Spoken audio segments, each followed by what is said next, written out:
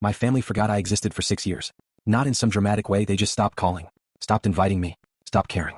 It started when I dropped out of college. I was 20, hated my business degree and wanted to build things. Quote, my dad said I was throwing my life away. My mom cried. My sister Amy called me a loser. She was the golden child, the one doing everything right. I moved into a tiny apartment, worked at a computer repair shop, and taught myself to code at night. I built apps. Most failed. Some didn't. At first my family checked in. How's your little computer thing? My dad would ask. Amy didn't call at all. By year 2 the call stopped completely. I wasn't invited to Christmas.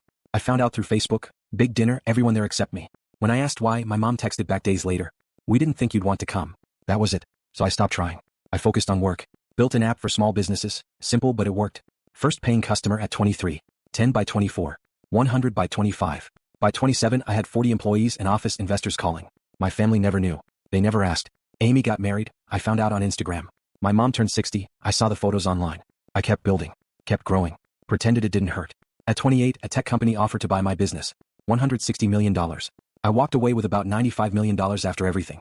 I didn't tell anyone. Then last month I got a text from my mom. Thanksgiving is at our house this year. We think it's time to reconnect. I stared at it for a long time. Then replied, I'll be there.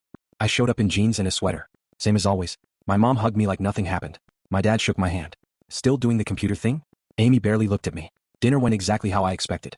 Everyone talked about themselves, Amy's promotion, my parents' plans. No one asked about me.